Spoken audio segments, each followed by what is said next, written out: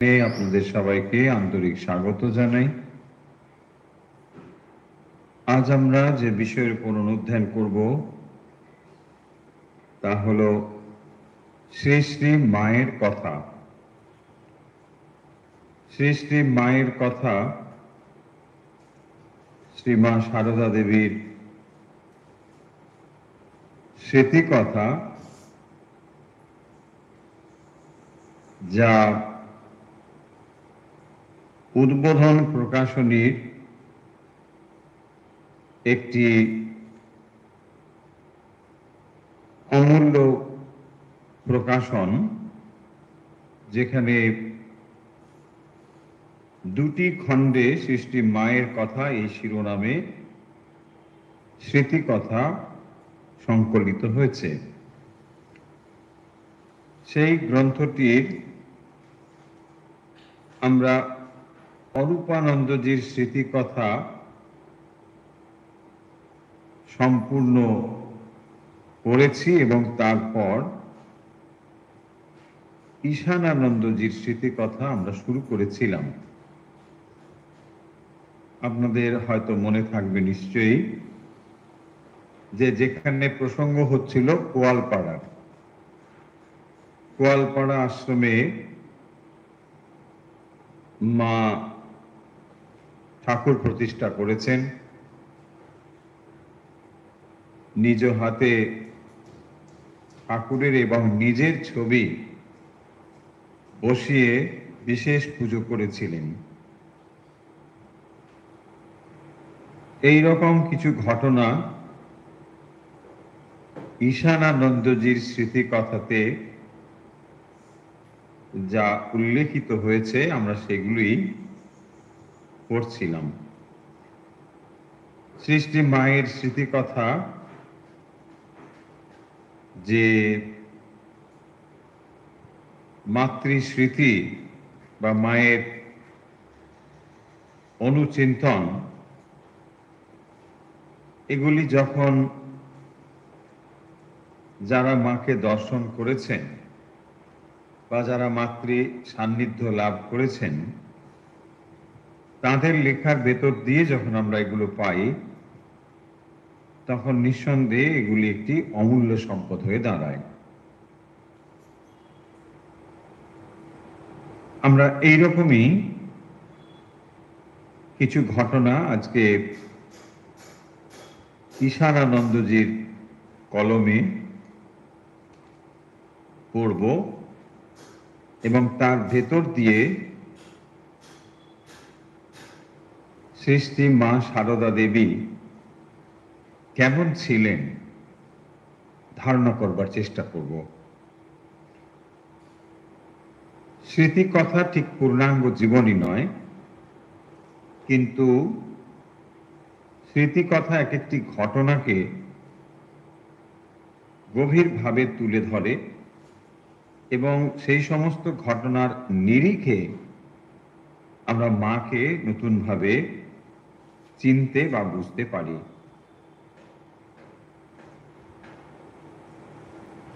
যেভাবে স্মৃতিকথা পরপর আলোচিত হচ্ছে, আমরা সেগুলো একটু পড়ব এবং যেখানে আলোচনার প্রয়োজন হবে সেগুলোকে আমরা আলোচনা করব এবং এই আলোচনার ভেতর দিয়ে আমরা এই বিষয়ের রস আস্বাদন করবার চেষ্টা করব। ঈশানানন্দজি লিখছেন, জন্মাষ্টমীর 2-1 দিন পূর্বে আমি মায়ের নিকট দীক্ষা লইবার ইচ্ছা প্রকাশ করায় গোলাপ মা শুনিতে পাইয়া তাহার স্বাভাবিক উচ্চ কণ্ঠে বলিতে লাগিলেন, ওইটুকু ছেলে 2 দিন পরে মন্ত্র ভুলে যাবে, এখন থেকেই দীক্ষা। ঈশানানন্দজি জানাচ্ছেন, আমার বয়স তখন 13 বছর। তো তার বয়স তখন 13 বছর, আর তখন জন্মাষ্টমীর 2-1 দিন আগে তিনি দীক্ষার ইচ্ছা প্রকাশ করেছিলেন। এবং গোলাপ মা শুনে স্বাভাবিক উচ্চ কণ্ঠে বলেছিলেন যে এইটুকু ছেলে দুদিন পরে মন্ত্র ভুলে যাবে। কেদারের যেমন কাণ্ড, মা তো তোমাদের দেশেরই, তিনি যখন সেখানে যাবেন তখন দেখে শুনে পরে দীক্ষা নিও। এই বলিয়া গোলাপ মা চলিয়া গেলেন। তখন মা বলিতেছেন, গোলাপের কথা দেখো না, বালককালে যা ভালো করে শেখে তা কি ভোলে কখনো? এখন থেকে যা পারে করুক না, পরে তো আমি আছি। ঘটনাটি হয়তো খুব স্বাভাবিক, খুব বিশেষ কিছু নয়, কিন্তু মায়ের দৃষ্টিকোণ এখানে লক্ষ্য করবার, যে যেখানে বালকের বয়স অল্প এবং এই বয়সকে সাধারণত আমরা দীক্ষা গ্রহণের বয়স বলে মনে করি না, এবং সম্ভবত সেই কারণেই গোলাপ মা খানিকটা অসন্তোষ প্রকাশ করেছেন যে তিনি এখন দীক্ষা না হয় ভালো, পরে হবে। কিন্তু মা বলছেন এই কথাটি লক্ষ্য করবার, বালককালে যা ভালো করে শেখে তা কি ভোলে কখনো? অর্থাৎ ছোটবেলায় যদি এই রকম একটি শুভ সংস্কার তার ভেতরে দেওয়া হয়, তাহলে সেটি কিন্তু দীর্ঘদিন তার ভেতরে থাকবে। এবং সেই কারণের জন্যই মা এখানে এটি বলছেন যে এখন থেকে যা পারে করুক না। হয়তো সে খুব ভালো করে করবে না, কারণ এখন সে ছোট ছেলে, লেখাপড়া শিখবে, তাই বলছেন যা পারে করুক। তার উপরে কথাটি আরো গুরুত্বপূর্ণ, পরে তো আমি আছি। ফলে মা যাকে সন্তান রূপে গ্রহণ করছেন বা তিনি যার ভার নিচ্ছেন, গোলাম মা তার কি করতে পারে? সেই জন্য বলছেন যে ও যদি এখন কিছু নাও করে, আমি তো আছি পরে, অতএব চিন্তার কি আছে? সেই জন্য মা এখানে এইটিকে সমর্থন করছেন। জন্মাষ্টমীর দিন শ্রী শ্রী ঠাকুরের পূজা সারিয়া মা আমাকে দীক্ষা দিলেন এবং আমাকে যেমন বলিয়াছিলেন সেইরূপ জপ করিতে দেখিয়া বলিলেন, এই তো, এইটি আর মনে থাকবে না? অর্থাৎ সে যেমন যেমন বলেছিল ঠিক তেমন তেমন সে করছিল, এবং সেইটি দেখে মা অত্যন্ত খুশি। খুব থাকবে, পরে যেমন যেমন আবশ্যক সময় মতো আবার দেখিয়ে দেব। তারপর মাথায় ও বুকে হাত বুলাইতে বুলাইতে আশীর্বাদ করিলেন এবং আসন হইতে উঠিয়া বলিলেন, আমার সঙ্গে এসো। আমি তাহাকে প্রণাম করিয়া তাহার সহিত পাশের ঘরে গেলে তিনি শিকা হইতে দুইটি পান্তুয়া লইয়া একটি হইতে সামান্য দাঁতে কাটিয়া খাইলেন, বাকি আমার হাতে দিয়া বলিলেন, খাও। আমি উহা হাতে লইয়া তাহার সামনে খাইতে লজ্জা করিতেছি দেখিয়া বললেন, লজ্জা করো না, দীক্ষার পর প্রসাদ খেতে হয়, বলিয়া এক গ্লাস জল দিলেন। দেখুন, এই ঘটনাটি হয়তো খুব সাধারণ ঘটনা, যে কোনো দীক্ষিতের কাছে এই ঘটনাগুলো খুব নতুন কিছু নয়, কিন্তু এখানে বিশেষত্ব লক্ষ্য করবার যে মাকে কেন্দ্র করে ঘটনাটা ঘটছে, এর দ্বারা আমরা মা কিভাবে দীক্ষা দিতেন তার একটা খণ্ডচিত্র অন্তত পাই, এবং স্মৃতিচারণ যিনি করছেন তার প্রতি মায়ের স্নেহ ভালোবাসারও একটি পরিচয় পাওয়া যায়। সৃষ্টি মা যখন দীক্ষা দিতেন, তার গুরু ভাবের থেকে মাতৃভাবটি বেশি প্রকাশিত হতো। তিনি গুরু তো ছিলেনই, গুরু তো তার নিশ্চয়ই, কিন্তু যেটি তার সব থেকে ওপরের ভাব ছিল তা হলো তার মাতৃভাব।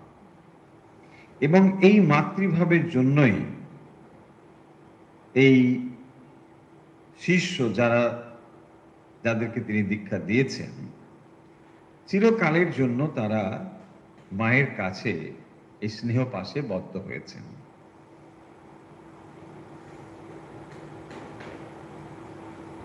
প্রসাদ খেতে হয় বলে তাকে প্রসাদ দিয়েছেন, এবং সেই ঘটনা তিনি এখানে উল্লেখ করছেন যে স্বয়ং জগৎ জননী তাকে প্রসাদ দান করেছিলেন। তো যখন তিনি গুরু, দেখুন আমরা সাধারণত যে গুরুদের দেখি বা যেরকম আমরা ভাবি, ইনি সেই গুরু থেকে অনেক অনেক ঊর্ধ্বে, কারণ তিনি জগৎ জননী। ফলে সেই জগৎ জননী সমস্ত প্রাণীর প্রতি তার সন্তান ভাব, আর সেই সন্তান ভাবটি তিনি প্রকট করেছেন যে যেখানে প্রসাদ দান করেছেন দীক্ষার পরে। সেই ঘটনাটি তিনি এখানে উল্লেখ করেছেন যে তার দীক্ষার কিভাবে হয়েছিল। তিনি তখন বয়সে ছোট ছিলেন, তাই তিনি ভেবেছিলেন যে মা বোধহয় তাকে দীক্ষা টিক্ষা দেবেন না, কারণ কি গোলাম্মার কাছে খানিকটা বকুনি শুনেছেন।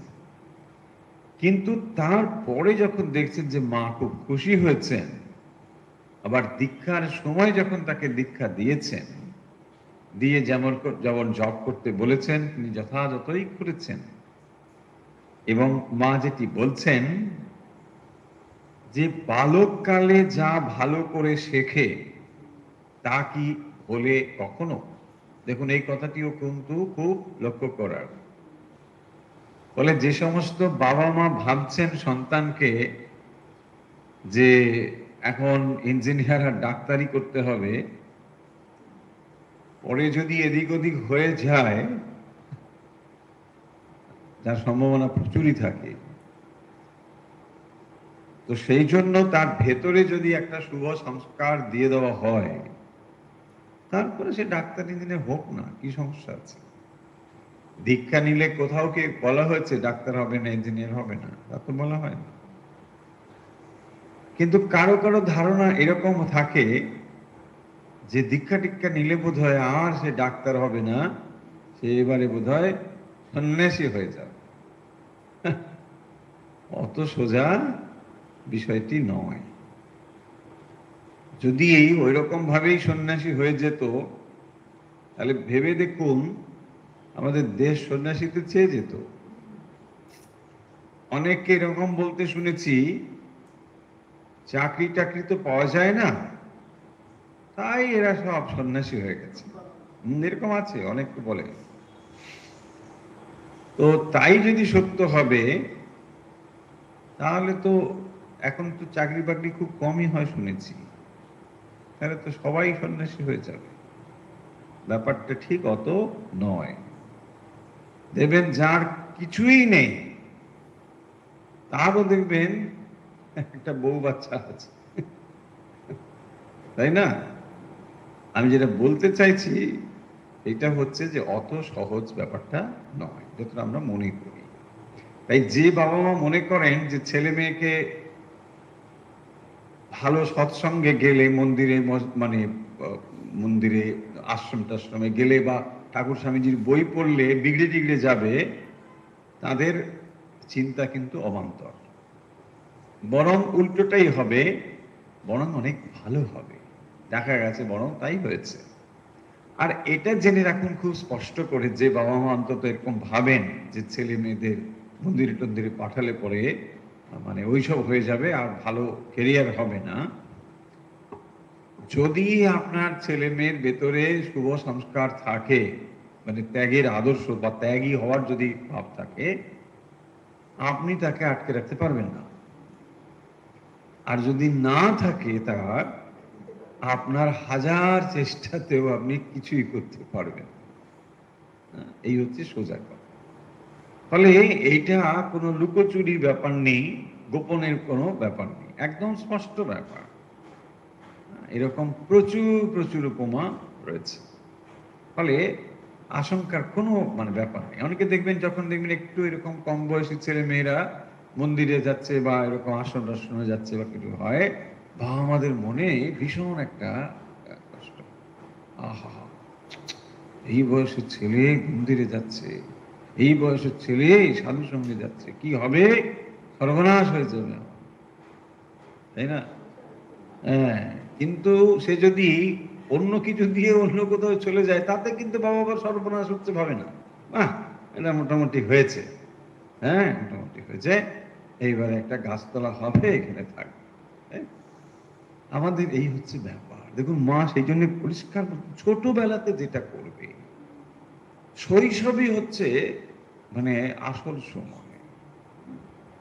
শৈশব, কৈশোর, এই সময়গুলো, বিশেষ করে কৈশোর একেবারে মানে ভীষণ একটা সময়। কারণ শৈশবে ধরুন তখন তো বুদ্ধিটা অতটা হয়নি, ঠিক আছে, কিন্তু কৈশোর অবস্থাটা অত্যন্ত গুরুত্বপূর্ণ। কেন না, ওই সময় দেখবে তার নীতিবোধগুলো সাংঘাতিক থাকে। একটা কিশোর ছেলেকে বা মেয়েকে আপনি অনৈতিক যদি কিছু করতে বলেন না, কিছুতেই করবে না, কিছুতেই সে করবে না। কারণ নীতিবোধ ওই সময় প্রবল থাকে। আর যদি কাউকে দেখতে পায় ওইরকম যে কিছু অনৈতিক সে করে, সে সহ্য করতে পারবে না, কিছুতেই সহ্য করতে পারবে না। বড় হয়ে গেলে হয়তো কম্প্রোমাইজিং শিখে যাবে, সেটা আলাদা কথা, কিন্তু ওই সময় পারবে না। তাই মা ঠিক যথাযথ কথাটি বলছেন, বালককালে যা ভালো করে শেখে তা কি ভোলে কখনো? তার মানে বাল্যকাল, শৈশব, কৈশোর, এইগুলো শুভ সংস্কারগুলো দেওয়ার যথাযথ সময়। হুম, যদি বলা হয় যে একটু গীতা পড়ো, একটু এ পড়ো, আরে বাবা, এইসব হবে না, তাই না? ওটা ব্যাকডেটেড কালচার, ওই কালচারটা ঠিক আমাদের সঙ্গে যায় না। ধরুন কেউ গেস্ট এলে আমরা কি করি, এই একটু রাইম শুনিয়ে দাও। কেন?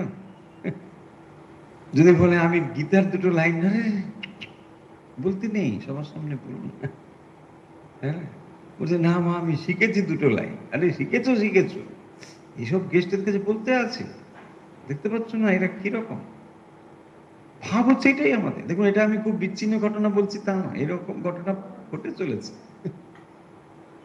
মানুষের সঙ্গে আমরা কথা বলি বলেই খানিকটা ধারণা করতে পারি যে কি আমাদের চলছে। এরকমই মানে আমাদের রুচি যদি এই হয়, তাহলে আমাদের ছেলেমেয়েরা কিরকম, এরকমই হবে। তাই হচ্ছে তারা। তাতে হতাশ হওয়ার আমাদের কিছু নেই। আমাদের বাবা মারা এরকমই, আমরা ভাবি যে ছেলেবেলা থেকে ওকে এইরকম সাহেবি সাহেবি শেখাতে পারলে আমরা খুব খুশি হব। দেখুন, সাহেবি কালচার শেখাতে আমি বারণ করছি না, কিন্তু কখনোই আমাদের যা নিজেদের কালচার, এটাকে বাদ দিয়ে কখনো নয়। এই দুর্বুদ্ধি আমাদের কি করে যে ঢুকেছে আমাদের, আমি জানি না, এটাই আমাদের ভিতরে ঢুকে গেছে। হুম। আমরা অনুকরণ করতে শিখে গেছি, এটা অনুকরণ করো, এটা করো, ওরা কত ভালো চাকচিক্য আছে, আর এই চাকচিক্য শুধু দেখবে, গভীরতা দেখবে না। তাতে কি হবে, সব সময় দেখবেন মানে ব্রেনটা হয়তো ভালো ডেভেলপ হবে, কিন্তু হার্টের সঙ্গে তার কোনো সামঞ্জস্য হবে না। হৃদয় এবং মস্তিষ্কের সঙ্গে সংযুক্ত হওয়া দরকার, তবেই একটা মানুষ গড়ে ওঠে। স্বামীজি 3H এর কথা বলেছেন, আপনারা সকলেই সে কথা জানেন। হেড, হার্ট অ্যান্ড হ্যান্ড, তিনটে ঠিকঠাক হতে হবে, তবে এটা মানুষ হবে। Head, heart and hand. আমাদের বিশেষ করে যে একাডেমিক সিস্টেম, সেখানে আপনি পাঠিয়ে দিলেন যে ইঞ্জিনিয়ার হয়ে গেল, মানে হেডটা ঠিকঠাক হচ্ছে, কিন্তু তার হার্টের ডেভেলপমেন্ট হচ্ছে না। হার্ট মানে ফিলিংস, অনুভূতির জায়গা। একটা মানুষের প্রতি যদি আপনি খারাপ কিছু করেন, এটা তার কাছে যে কি কঠিন একটা অবস্থা নিয়ে আসে, এই ফিলিংস যদি থাকে তাহলে সে একটা কিছু খারাপ করতে গেলে ১০ বার ভাববে যে না, এটা করা উচিত হবে না। আমার দেখুন দুটো সামলে হবে না, তৃতীয় হ্যান্ডটাও দরকার। অ্যাক্টিভ হতে হবে, কিছু করতে হবে। আমি খুব ফিল করছি তোমার ব্যথাটা না আমার বুকে এসে বাজছে। There's nothing, তাই না? যদি কিছু করার থাকে you do something। এইগুলো। মূল যে কথাটা ছিল তার মানে তিনি দীক্ষার কথা এখানে বলছিলেন। সেই প্রসঙ্গে যখন হচ্ছিল যে খুব ছোটবেলায় এত কি আর পারবে জানবে? মা বলছেন ছোটবেলায় যা শেখাবে ওটাই থাকবে। সেই জন্য এই কথাটি খুব গুরুত্বের সঙ্গে একটু সময় নিয়ে বলছি যে দেখুন ছেলেদের ভেতরে বরং কিছু করার এখন সুযোগ আছে। কারণ যারা একটা সময় পেরিয়ে এসেছেন তাদের তো আর ইচ্ছে থাকলেও পারবেন না, না? সময় তো আপনার আর অতটা দেবে না। তাই ছোটদের যাদের সামনে অনেকটা সময় পড়ে আছে জীবন এখনো, তাদের বরং ওইরকম করে তৈরি করতে হবে। তাহলেই দেখবেন ঠিক হবে। মানে যে সংস্কৃতিতে তারা বড় হয়েছে এটা তার ভিত্তি। সেটাকে ভিত্তি করে সে এগিয়ে যাক। এগিয়ে যেতে কেউ বারণ করছে না। স্বামীজির দৃষ্টিভঙ্গিও দেখবেন তিনি পাশ্চাত্য ভাবনার সঙ্গে অনেক বেশি পরিচিত আছেন। তাই তিনি দুটোকে মেলবন্ধন ঘটাতে চেয়েছেন, প্রাচ্য এবং পাশ্চাত্যে। কখনো তিনি কথা বলছেন না যে মানে বিদেশের সব খারাপ বা এরকম কিছু, তা না। তোমার ভিত্তি হবে ভারতীয় সংস্কৃতিটাকে জেনে তার উপরে তুমি এগিয়ে চলো। আর দুর্ভাগ্য বিষয় এটাই হয়েছে আমাদের, আমরা এর কারণও আছে, আমরা নিজেরাই আসলে এর গুরুত্ব বুঝি না। পরে নেক্সট জেনারেশনকে আমরা কি শেখাবো?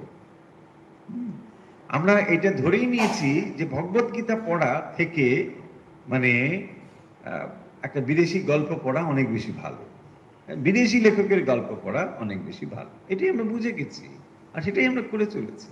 দুর্ভাগ্য এখানেই। কিন্তু এইগুলোর ভেতরে বিশেষ করে রামায়ণ মহাভারত বা এই সমস্ত যে এসব যে কত মূল্যবোধ আছে, সেই মূল্যবোধের শিক্ষা হারিয়ে যাচ্ছে। এই যে চলুন এক প্রসঙ্গ থেকে অন্য প্রসঙ্গ আমরা যাই।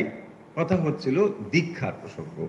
তো দীক্ষার প্রসঙ্গে ঈশান আনন্দজি মহারাজ তিনি তার দীক্ষার প্রসঙ্গে এখানে উল্লেখ করেছেন। আর তার দীক্ষা কিভাবে হয়েছিল সেটি তিনি বলেছেন এবং মা তাকে প্রসাদ খেতে দিয়েছিলেন সেটাও তিনি উল্লেখ করেছেন। কয়েকদিন পরেই আমরা কেদার বাবুর মাকে সঙ্গে লইয়া কোয়ালপাড়ায় চলে আসিলাম। আসিবার সময় মা কেদার বাবুকে কয়েকটি টাকা দিয়া বলিলেন জগদ্ধাত্রী পুজোর জন্য ধান কিনে কিছু চাল করিয়ে রাখবে।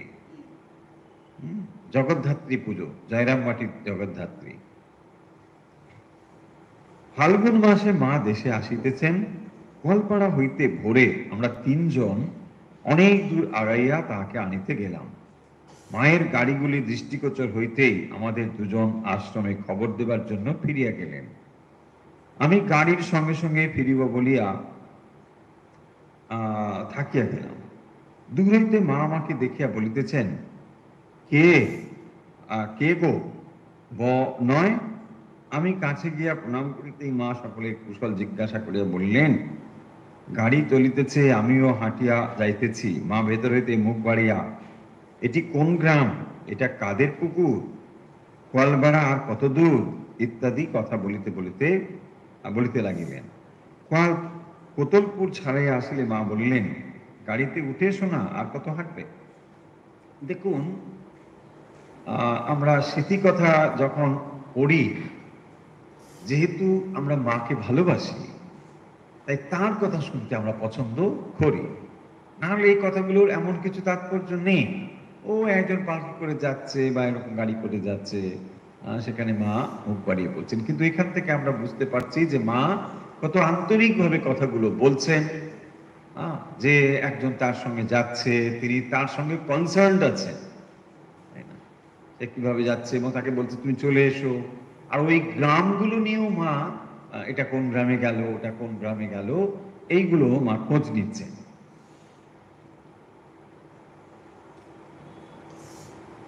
একটু পরে গাড়োয়ান গাড়ি হইতে নামিয়া বলিল, আমি একটু হাঁটছি, আপনি এই সামনে বসুন।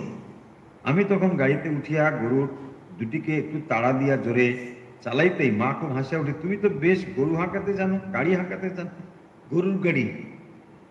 হ্যাঁ, উনি কি করছেন, নিজে মানে গরুর গাড়িটাকে চালিয়ে নিয়ে যাচ্ছে। তার সব কাজই শিখে রাখা ভালো, মা খুব প্রশংসা করছেন। যথাসময়ে আশ্রমে আসিয়া পৌঁছিলাম।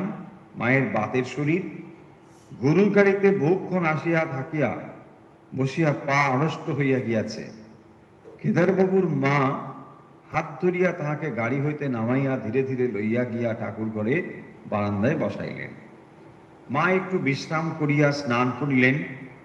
আমাকে বলিলেন, বাবা, কেদারের মায়ের সঙ্গে আর বকতে পারি না, ইনি একটু কালা ছেলে, তুমি কাপড়খানা ছেড়ে গামছা পরে আমার পূজার জোগাড়টা করে দাও।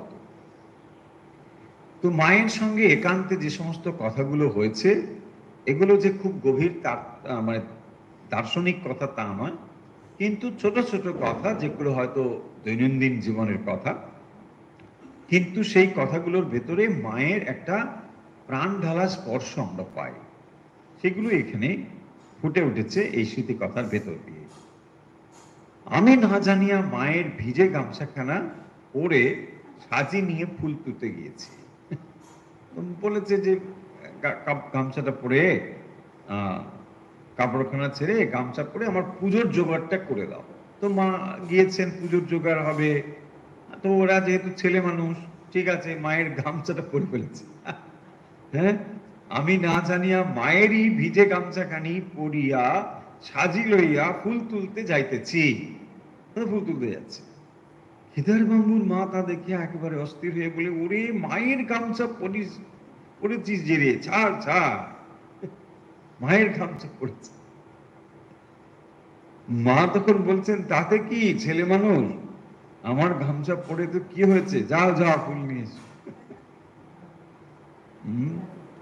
দেখুন, এই হচ্ছে আমাদের মা, এই হচ্ছে মা। তো তিনি বলছেন যে ঠিক আছে, কোনো অসুবিধা নেই। দেখুন, পাশাপাশি এই মা যাকে শ্রীরামকৃষ্ণ বলেছেন সারদা সরস্বতী, হ্যাঁ, ওরে হৃদু, একে যা তা বলিস বলে ওকে এসব বলিস না। হ্যাঁ, এর ভেতর যে আছে, পোষ করলে রক্ষা পাবি, ও করলে রক্ষা নেই।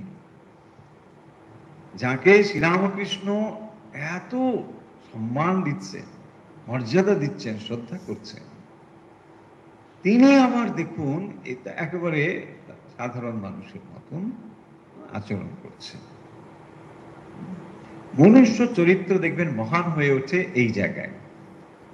একদিকে তার একটা বিরাট মর্যাদার জায়গা, আবার তিনি যখন একেবারে মানুষের কাছে সোজা নেমে আসেন, এই বৈপরীত্য যে চরিত্রে থাকে তাকে আমরা মহান চরিত্র বলি। এই দুটো জিনিস একসঙ্গে থাকতে হবে। একদিকে তিনি অত্যন্ত মহৎ, আবার একদিকে তিনি একেবারে মাটির কাছাকাছি, মানুষের কাছাকাছি। এই দুটো ঠিক মায়ের ক্ষেত্রেও এমন হচ্ছে। কেদারবাবু বলতে বলতে, গল্প করতে করতে মা বললেন, মাকে বলছেন, মা, আপনার সব ছেলেই বিদ্বান, আর আমরা এই কটি আপনার একেবারে মূর্খ সন্তান। কেদারবাবু গল্প করিতে করিতে মাকে বলছেন যে, মা, আপনার সব ছেলেই বিদ্বান, আমরা এই কটি আপনার মূর্খ। শরৎ মহারাজ ঠাকুরের বই লিখে তার কথা ভাব প্রচার করছেন, আর অন্যান্য ছেলেরা সব বক্তৃতা দিচ্ছেন, কত কাজ হচ্ছে। মা শুনিয়া বলিতেছেন, সে কি গো, ঠাকুর যে লেখাপড়া কিছুই জানতেন না, ভগবানে মতি হয় আসল। দেখো, এই হচ্ছে আসল কথা, যে লেখাপড়া যতই শেখো, ভগবানে যদি মতি না হয় তার কোনো মূল্য নেই। তাই মা সেই ছোট কথাটি এখানে উল্লেখ করে দিচ্ছে। তাই দেখুন, এবারে শ্রীরামকৃষ্ণ লেখাপড়ার দিকে গেলেন না, আর মাও ওইসব দিকে গেলেনই না। না গিয়েও তারা জগৎ জননী হচ্ছেন। যুগ যুগ ধরে মানুষ তার পুজো করে যাবে। কেন যাবে না? এই গুণগুলো। সেই জন্য বলছেন যে ঠাকুর যে লেখাপড়া কিছুই জানতেন না, ভগবানের মতি হওয়াই আসল। তোমার দ্বারা এদেশে অনেক কাজ হবে। ঠাকুর এবার এসেছেন ধনী নির্ধন পণ্ডিত মূর্খ সকলকে উদ্ধার করতে। মলয়ের হাওয়া খুব বইছে, যে একটু পাল তুলে দেবে, শরণাগত হবে, সেই ধন্য হয়ে যাবে। দেখুন, এই যে কথাগুলো মা বলছেন, এই কথাগুলো তিনি যে স্বরূপত সরস্বতী তার প্রমাণ। এই কথাগুলোতে উপমা আছে, কথাগুলোতে কত সুন্দর ভাব আছে। দেখুন, বলছেন ধনী নির্ধন পণ্ডিত মূর্খ সকলকে উদ্ধার করতে ঠাকুর এসেছেন। আর মলয়ের হাওয়া খুব বইছে। মলয়ের হাওয়া কথামৃতে রয়েছে যে তখন কি হবে না, সব চন্দন হয়ে যায় মলয়ের হাওয়া যেখানে লাগে। তো মলয়ের হাওয়া মানে কি না, এখন ভক্তির ভাব এসেছে। শ্রীরামকৃষ্ণের যুগ, ভক্তির ভাব এখন চারিদিকে বইছে। পাল তুলে দিতে হবে, ব্যাস, আর কিছু করতে হবে না। তো নৌকো যখন পাল তুলে দেয় বাতাসের অনুকূলে, তখন তাকে আর দাঁড় টানতে হয় না, সোজাসুজি নৌকো চলতে থাকে। এটাই বলছেন যে মলয়ের হাওয়া বইছে, কারণ এখন যুগ এইভাবে পরিপূর্ণ হয়ে রয়েছে। তাই একটু চেষ্টা করে পালটা শুধু তুলে দাও। যে একটু তুলে দেবে পাল তুলে দেবে, শরণাগত হবে, সেই ধন্য হয়ে যাবে। পাল তুলে দিতে হবে। পাল তুলে দেব মানে কি না, আপনাকে একটু সতর্কভাবে সচেতনভাবে ভগবানকে ডাকতে হবে, ব্যাস। কলির অনেক দোষ আছে। আমরা যে যুগটাকে অনেক সময় বলি না, ঘোর কলি, হেনাতেনা এসব বলতে থাকি। কলিকে আমরা খুব নিন্দামন্দ করি। কলির অনেক দোষ আছে, কিন্তু গুণও আছে। গুণ হচ্ছে এই যুগে ভগবানকে সহজে পাওয়া যায় নাম গুণ কীর্তনের দ্বারা। কারণ ভগবানও দেখেছেন যে এদের বেশি শক্তি নেই, এরা বেশি করতে পারবে না। মানে মন স্থির করে আমাকে সাধন ভজন করে এইসব পারবে। তাই ভগবান করেছেন কি, প্রশ্নপত্র সহজ করে দিয়েছেন। ছেলের পাশ করতে পারছে না, তাই না? যখন ছেলেরা পাশ করতে না পারে, তখন কি প্রশ্ন সহজ করতে হবে, নাহলে সব ফেল। কি হবে? ইনস্টিটিউশন বন্ধ হয়ে যাবে। সব যদি ফেল হয় কি হবে? তাই না? টাকা দিয়ে পড়তে এসে যা ফেল নিয়ে যাবে, সেই জন্য সব 90%। বিশেষ করে মানে দেখুন, সব আমি তো শুনি এখন, বলছি কত না, 90%। আরে বাহ, সবই দেখি 90% পেয়ে যায়। কারণটা কি? কারণ হচ্ছে এইটাই যে আপনি তো টাকা পয়সা দিয়ে পড়ছেন, তো আপনি কি চান? আপনি 30 পাবেন? 30 পেলে ইনস্টিটিউশন পরের বছর ছেলে পাবে? তো সেইটাই এখানে দেখুন যে ঠাকুরও যেন, ভগবানও যেন দেখলেন যে এই যুগে মানুষের বুদ্ধি নেই, মন্দ বুদ্ধি। আমরা পড়েছি না, ভাগবতে পড়েছেন, ব্যাসদেব দেখছেন ভবিষ্যৎ কলিযুগে কি আসবে, মন্দ বুদ্ধি। তো মন্দ বুদ্ধি, তো বুদ্ধি নানা দিকে ব্যয়িত হচ্ছে, বুদ্ধি তো মন্দই হবে। নানা দিকে দেবার পরে বুদ্ধির সামান্য তলানি পড়ে আছে, আর সেটা ভগবানকে দেবার জন্য বলছে। তো সেই বুদ্ধিতে কি আছে? ভালো কোয়ালিটি কিছু নেই, মনে রাখতে পারে না, স্মৃতিই নেই। তো এইসব নানা কিছু। ভগবান তখন দেখছেন যে ঠিক আছে, একটা জিনিস এদের করা যাবে, সেটি হচ্ছে নাম মাহাত্ম্য, নাম গুণগান। এবং কলিতেই নাম মাহাত্ম্য শেখাতেই চৈতন্য মহাপ্রভু এলেন, তাই না? তিনি নামের বন্যা বইয়ে দিলেন, চলো আর কিছু হবে না, তোমরা সব নাম করতে থাকো, নাম গুণগান করো। পাড়ায় পাড়ায় মহল্লায় মহল্লায় সবাই নাম করতে থাকো, জোরে জোরে নাম করো। দেখুন এইটাই তো তিনি করলেন। তাতে কি হলো, মানুষের ভিতরে একটা উদ্দীপনা এলো, ধর্মকে একটা জাগিয়ে দেওয়া গেল, নাম, ভগবানের নাম করতে হবে। ঠিক এই জিনিসটি কলির জন্য অত্যন্ত জরুরি। এবং কলিতে দেখবেন অন্য সাধন না হলে এই নাম সাধন, ব্যাস। তাই কলির অনেক দোষ আছে, কিন্তু গুণও আছে এটাই। কারণ এ যুগে ভগবানকে আপনি এই নাম মাহাত্ম্য, নামের দ্বারা ভগবানকে ঠিকভাবে লাভ করতে পারবেন। সেইটিকেই বলা হয়েছে পাল তুলে দেওয়া। বলছে পাল তুলে দাও, একটু পাল তুলে দেবে, শরণাগত হবে, আর সেই ধন্য হয়ে যাবে যে একটু খালি পালটা তুলে দেবে।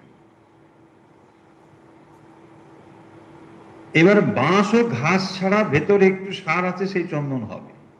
শুধু বাঁশ আর ঘাস হবে না। ঘাস আর বাঁশ কিন্তু একই শ্রেণীর। হ্যাঁ, বাঁশকে লম্বা ঘাস বলা হয়।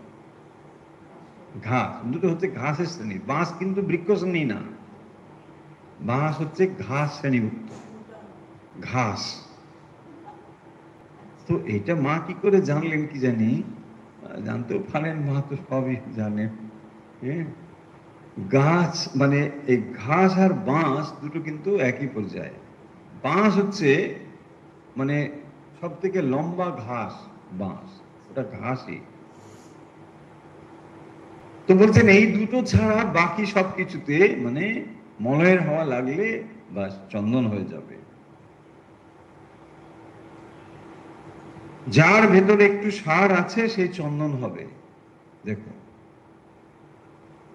চন্দনের বনে অন্য গাছও চন্দন হয়ে যায়, সেখানে হয়তো চন্দন গাছ নয় সেটা, কিন্তু সঙ্গ গুণে ওটাও চন্দন হয়ে যায়। মানে মলয়ের হাওয়া ওখান দিয়ে গেলে পরে ও চন্দন হয়ে যায়। সঙ্গগুণ, সৎসঙ্গ এমন একটা গুণ যেখানে আপনি এই জিনিসগুলো পেতে পারেন। ভগবত গীতাতে দেখবেন রয়েছে নির্জন বাসের কথা রয়েছে, নির্জন। তো তার মানে কি মনে হবে যে আরে তাহলে কোলাহল থেকে দূরে থাকতে হবে, নির্জন থাকতে হবে। তাহলে এই যে সৎসঙ্গগুলো হয়, হাজার হাজার মানুষ একসঙ্গে আসে, কথা বলে, সেটা তাহলে কি হবে?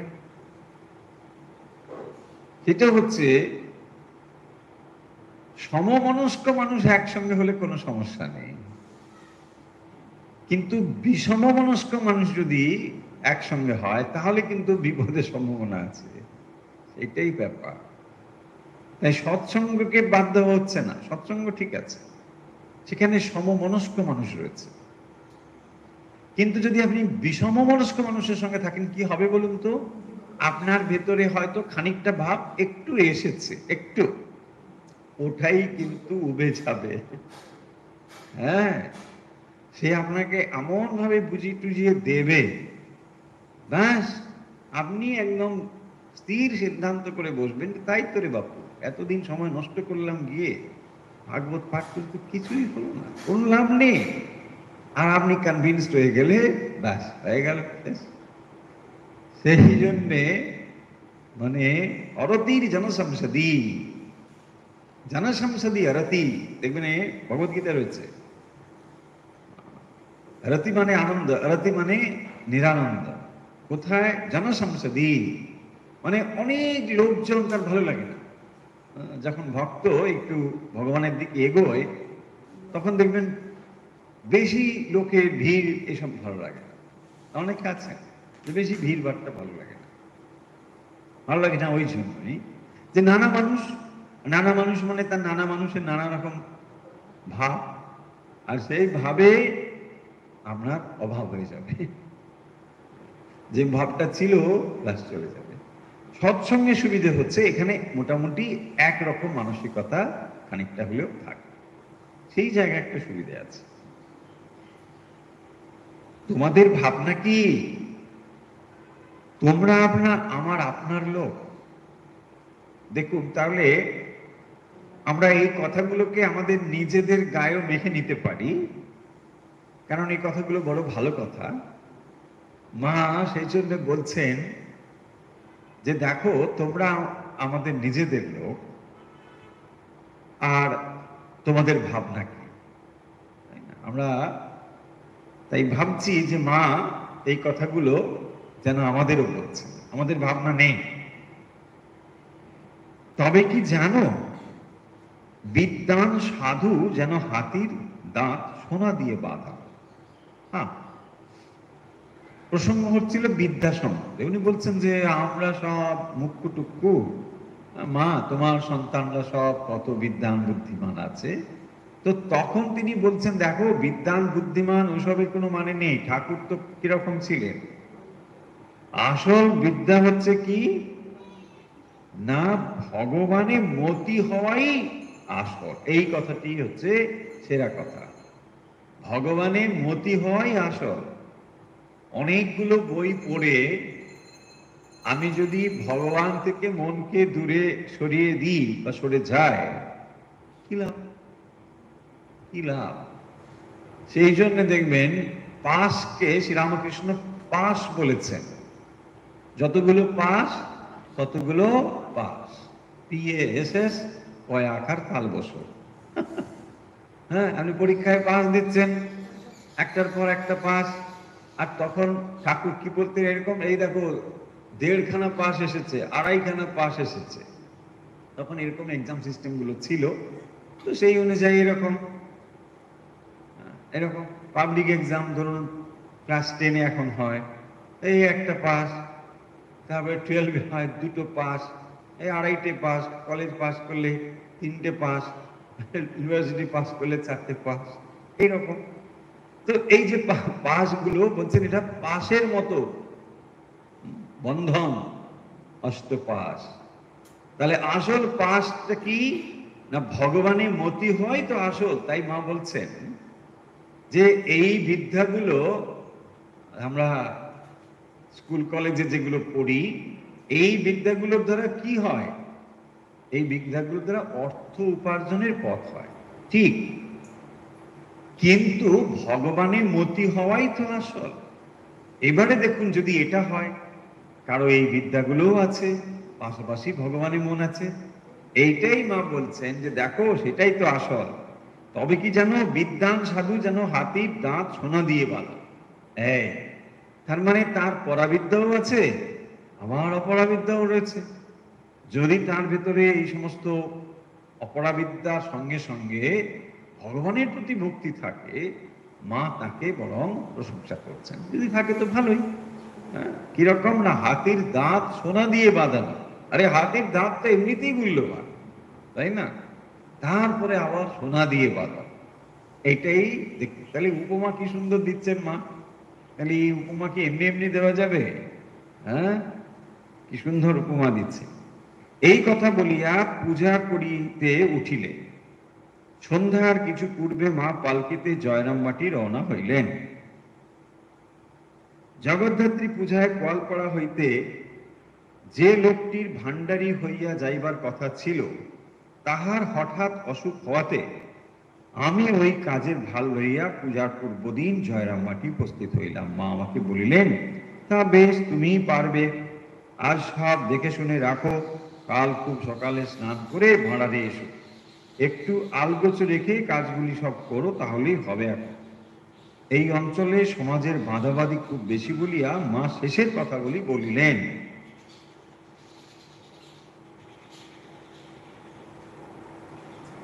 সমাজে অনেক নিয়ম থাকে, এই করতে পারবে, ওই পারবে না, হ্যাঁ, জাতের ব্যাপার রয়েছে। তো সেই জন্যে এটা বলছেন, স্নান টান করে এসো, আর যখন কেউ নেই তুমি করবে। জগদ্ধাত্রী পুজোর দিন সকাল থেকে মা ভান্ডারে বসিয়া একটি বস্তার উপর পা ঝুলাইয়া বসিয়া রহিলেন। বাস, জগদ্ধাত্রী পুজোর দিন সকাল থেকে মা ভান্ডারে আসিয়া একটি বস্তার উপর পা ঝুলাইয়া বসিয়া রহিলেন, এবং কেহ কিছু চাইতে আসিলে আমি তাহাকে দেখাইয়া উহা দিতে লাগিলাম। পূজা শেষ হইলে পুষ্পাঞ্জলি দেবার জন্য মা স্নান করিয়া মা বিদের লইয়া মণ্ডপে গেলেন, 3 বার দেবীর চরণে পুষ্পাঞ্জলি দিয়া গলবস্ত্রে জোর হাতে একধারে কিছুক্ষণ চুপ করিয়া বসিয়া রইলেন। পূজা নির্বিঘ্নে শেষ হইল। মধ্যাহ্নে গ্রামের স্ত্রী পুরুষ অনেকেই অন্নপ্রসাদ পাইলেন। দ্বিতীয় দিন আমার জ্বর হয়, মা নিজেই ভাঁড়ারের সব কাজ করিলেন।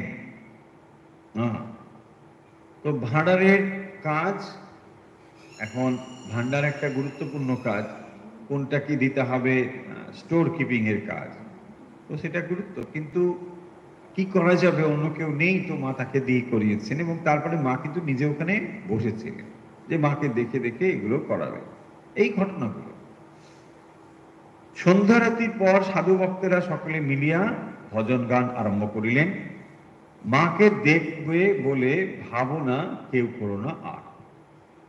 দেখুন গানটি কত পুরনো।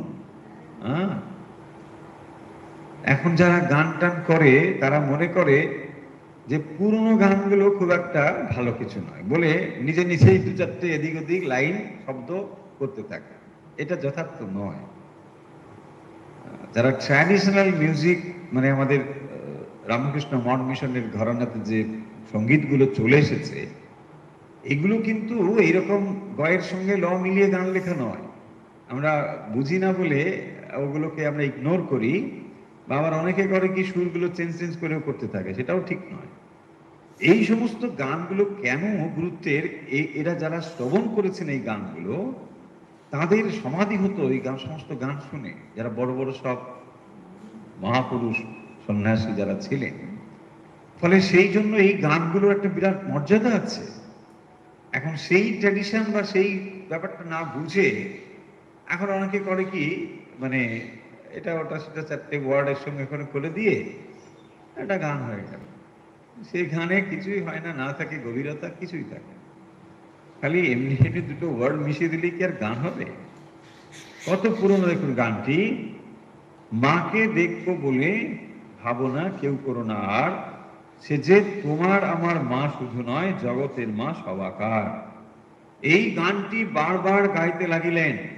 কবে? সন্ধ্যারতির পর সাধু ভক্তেরা মিলিয়া সকলে গান করছেন। কবে? জগদ্ধাত্রী পুজোতে। আর তখন মায়ের ভাব দেখুন, ওই গানটি বারবার শুনতে লাগলেন। মা পাশের ঘরে বসিয়া মেয়েদের সহিত এক মনে শুনিতেছেন। মা পাশের থেকে এই গানটি শুনছেন, তাকে লক্ষ্য করেই গান, আর মা নিজে শুনছেন। রাত্রে আমাকে বলিলেন, আহা গানটি বেশ জমেছিল, ভক্তের আবার জাত কি, সব ছেলে এক, আমার ইচ্ছে হয় সবাইকে এক পাত্রে বসিয়ে খাওয়াই, তাই পোড়া দেশে জাতের বড়াই আমার আছে। যাই হোক, মুড়িতে তো আর দোষ নেই। কাল এক কাজ করো, তুমি সকালে কামারপুকুরে সত্যময়েরার দোকান থেকে বড় বড় জিলিপি 2 নিয়ে এসো। মা কি করছেন তাহলে? মা এই গানটি শুনে খুব মুগ্ধ হয়েছেন, ভালো লেগেছে মায়ের। যেখানে বলা হয়েছে মাকে দেখবো বলে ভাবনা কেউ করো না আর, সে যে তোমার আমার মা শুধু নয়, জগতের মা সবাকার। তিনি যে জগৎ জননী, এই গানে এটি প্রকাশ হয়েছে, আর সেটি শুনে মা মুগ্ধ হয়েছে। তারপরে যে বিষয়টি, সেটি হচ্ছে জাতের বিষয়। এখন হয়তো ধীরে ধীরে সেটা খানিকটা কমছে, কিন্তু যে সময়ের কথা হচ্ছে সে সময় কিন্তু জাত বেশ ভালোই ছিল। এবং আমরা জানি যে মায়ের জীবনীতেও আমরা পড়েছি, যেখানে জয়রামবাটিতে মানে অব্রাহ্মণের পরিবেশিত অন্ন ব্রাহ্মণরা গ্রহণ করবে না, এইসব নানা রকম সব ঝগড়াঝাটি হয়েছিল। তো মা সেইটি বলছেন যে মানুষের মধ্যে আবার জাত, এসব কি? মা এটা মানতেন না। ভেবে দেখুন, মা ওই সময়কার মানুষ হওয়া সত্ত্বেও তিনি যেন সময়টা থেকে আরো কত এগিয়ে ছিলেন। যে সময়টাকে আমরা এখন দেখছি, মা যেন ঠিক এখনকারই একজন আধুনিকা, এবং সেই রকমই দৃষ্টিভঙ্গি তার কথার মধ্যে ধরা পড়েছে। ফলে মা যে কত প্রগতিশীলা ছিলেন এটা তার দৃষ্টিতে ধরা পড়ে। তিনি বলছেন, এ পোড়া দেশে জাতের বড়াই আবার আছে। এখানে জাত নিয়ে সব ব্যাপার হয়। তা একটা কাজ করো, মুড়ি নিয়ে এসো, মুড়িতে দোষ নেই।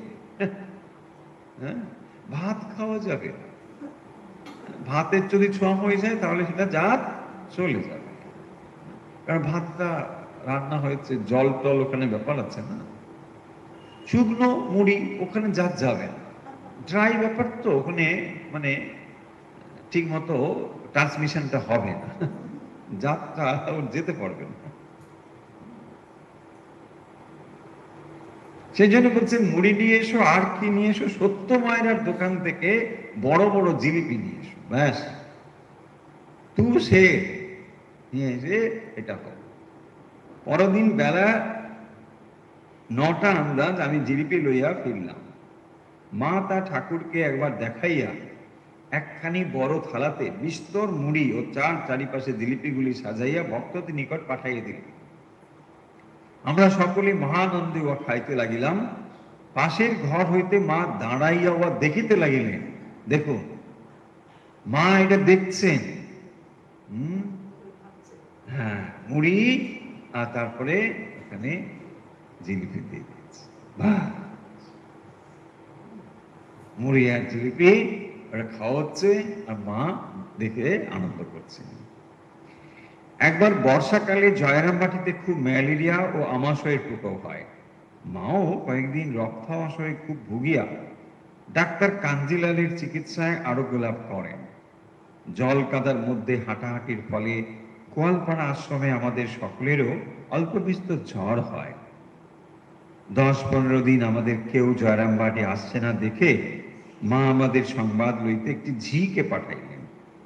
তার পরের দিনই রাধুকে দিয়া আমাদিওকে এই মর্মে একখানি পত্র লিখা পাঠাইলেন, শ্রীমান কেদার, ওখানকার আশ্রমে আমি ঠাকুরকে বসিয়েছি।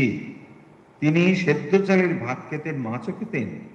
অতএব আমি বলছি ঠাকুরকে সেদ্ধ চালের ভোগ অন্তত শনি মঙ্গলবারে মাছ ভোগ দেবে, রবিবারে দিও না।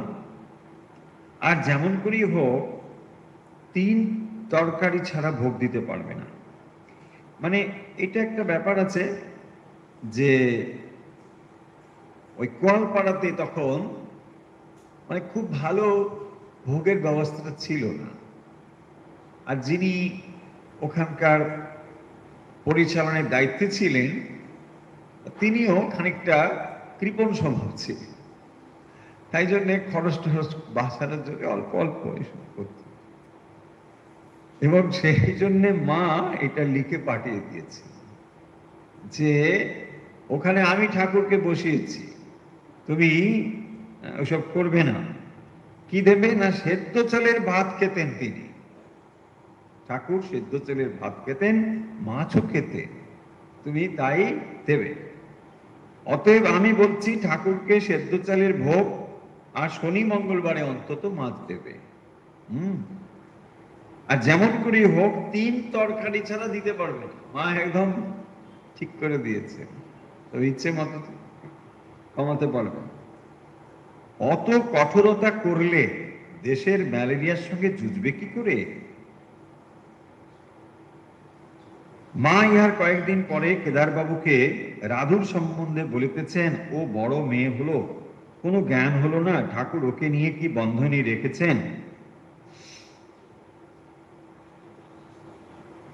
তো এই রাধু সম্বন্ধে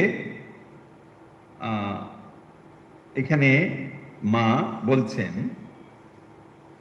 যে যখন ঠাকুরের শরীর যাবার পরে কিছুই ভালো লাগছিল না, মন হু হু করছে, আর প্রার্থনা করছি আর আমার এই সংসারে থেকে কি হবে।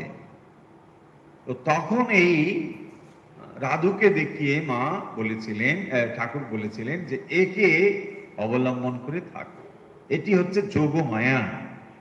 সেটি বলছেন যে সেই সময় হঠাৎ দেখলাম লাল কাপড় পরা 10-12 বছরের একটি মেয়ে সামনে ঘুরে বেড়াচ্ছে।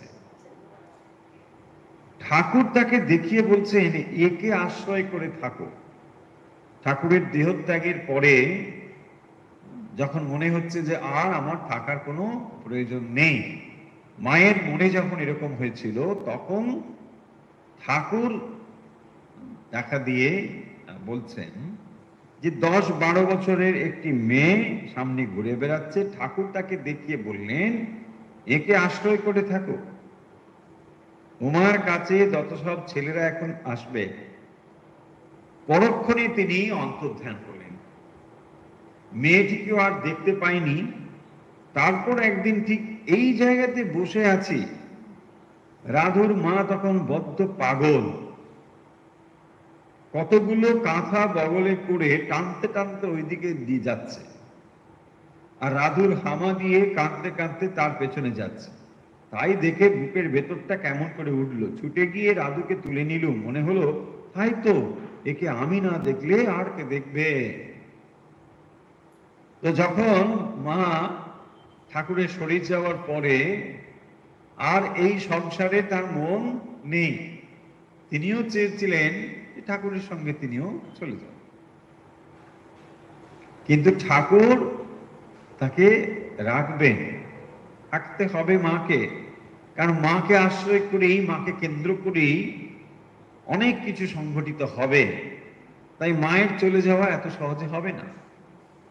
আর কি করে থাকবেন? দেখুন, একটি শুদ্ধ সত্য মন কোনো একটি অবলম্বন ছাড়া থাকা সম্ভব নয়।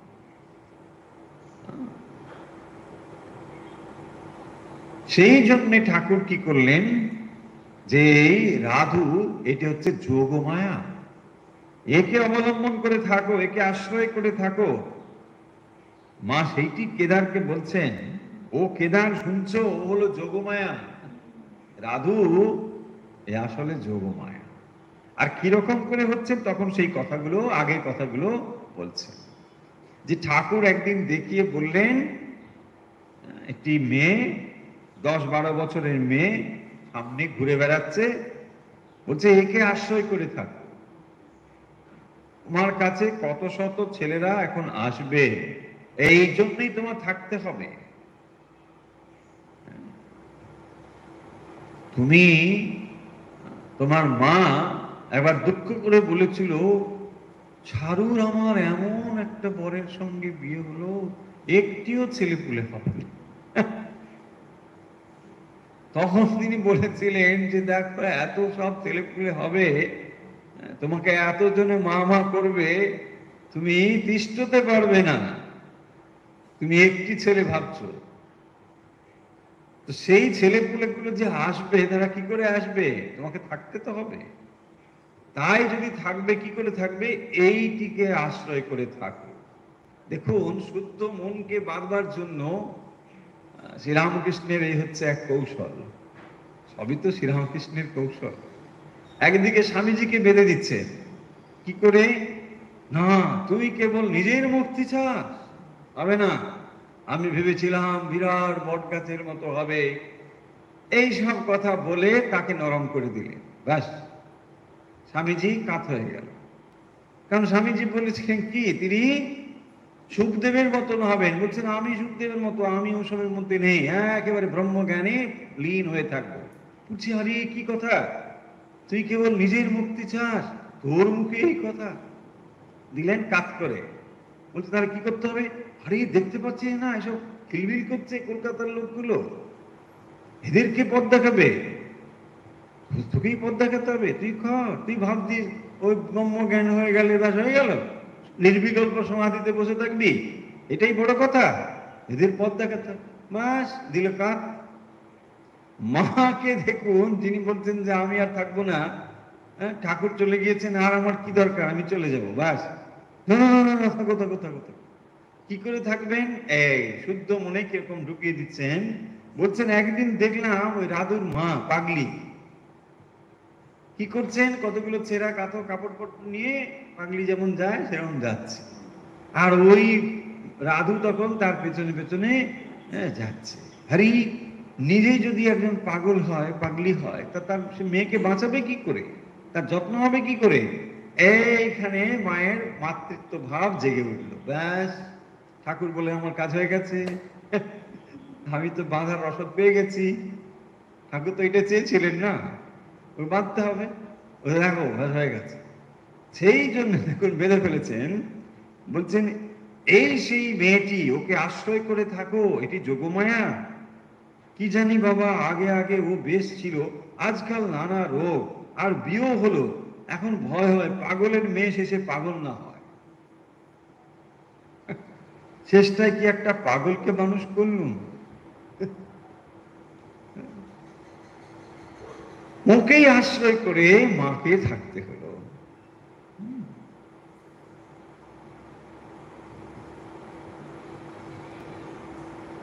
সেই কথাগুলোকে এখানে স্মৃতি কথার ভিতরে আপনারা যারা মায়ের জীবনী পড়েছেন তারা নিশ্চয়ই এই কথাগুলো জানেন।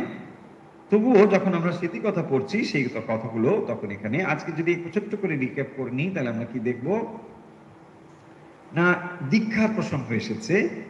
ছোটবেলায় দীক্ষার প্রসঙ্গ এটা এসেছে।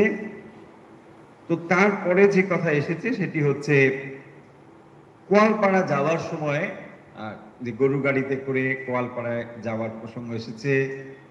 তুমি খুব ভালো গাড়ি চালাতে পারো, গরুর গাড়ি, এটা এটা প্রশংসা করেছেন। তো তারপরে আমরা দেখতে পাচ্ছি যে লেখাপড়া প্রসঙ্গ এসেছে, যে মা তোমার অনেক সব বিদ্বান বুদ্ধিমান ছেলেরা রয়েছে। সেই প্রসঙ্গে বলছেন বিদ্বান বুদ্ধিমান, দেখো ঠাকুর কিছুই অত লেখাপড়া জানতেন। আসল ব্যাপার হচ্ছে ভগবানের মতি হওয়া। এটা যদি হয় তাহলে লেখাপড়া ঠিক আছে। এবং সেই প্রসঙ্গে তিনি মন্তব্য করছেন যে বিদ্বান সাধু যেন হাতির দাঁত সোনা দিয়ে বাঁধা। তো সেটা যদি হয় তাহলে হবে। তারপরে প্রসঙ্গ জগদ্ধাত্রী পুজো। আর এই জগদ্ধাত্রী পুজোর পরে সন্ধ্যাবেলায় গান হচ্ছে, সাধুরা সবাই মিলে, সাধু ভক্তরা, মাকে দেখবো বলে ভাবনা কেউ করো না। তো মা এই গানটি খুব প্রশংসা করেছেন আর খুব আনন্দিত হয়েছেন এই গানটি শুনে। তারপরে যে প্রসঙ্গ এসেছে সেটি হলো গোয়ালপাড়া আশ্রমে ওই সময় ম্যালেরিয়া হচ্ছিল। তো তাতে খাওয়া দাওয়া একটু খারাপ হচ্ছিল, মানে খুব ভালো রান্না টান্না হচ্ছিল না, এইসব ব্যাপার। তো তখন বলছেন যে না, ওখানে ঠাকুর আছে, সেদ্ধ চালের ভাত করবে, এত কিছু করবে না, তাহলে ম্যালেরিয়াতে জুঝতে পারবে না। ম্যালেরিয়ার সময় ঠিকঠাক মতন খাওয়া দাওয়া দরকার। এইটি এবং অবশেষে যে প্রসঙ্গটি হলো সেটি হচ্ছে রাধুর প্রসঙ্গ। তো এই রাধুর প্রসঙ্গে মা বলছেন যে আসলে এটি হলো যোগমায়া, ঠাকুর এটিকে অবলম্বন করে থাকতে হবে, এটি বলে গিয়েছে। যখন ঠাকুরের শরীর চলে যায়, মা তখন ভেবেছিলেন যে আমার আর থাকার কোনো প্রয়োজন নেই, আমি চলে যাব। কিন্তু ঠাকুর ওই 10-12 বছর একটি ছেলে মেয়ে রূপ ধরে যখন একটি মেয়ে যাচ্ছে, আর তখন ঠাকুর দেখা দিয়ে বলে, দেখো এই হচ্ছে সেই মেয়ে, এইটাকে অবলম্বন করে তোমাকে থাকতে হবে। আর তারপরে মা সত্যি সত্যি একদিন দেখলেন যে ওই জায়গায় ওই রাধুর মানে মা পাগলি মামি, তো তিনি যাচ্ছেন কতগুলো ছেঁড়া কাপড় টাপড় সব নিয়ে, আর তার পেছনে এই মেয়েটি যাচ্ছে। এবং এইটি যে সেই রাধু, মা তখন বুঝতে পারলেন এবং একে আশ্রয় করেই যে থাকতে হবে, ঠাকুরের যেটি নির্দেশ, তিনি কিন্তু এটা বুঝতে পারলেন এবং এভাবেই তিনি রাধুকে আশ্রয় করে ছিলেন। এই পর্যন্তই আজকে আমরা মায়ের স্মৃতি কথা ঈশানানন্দজির দৃষ্টিতে যেভাবে বর্ণিত হয়েছে আমরা দেখলাম। স্মৃতি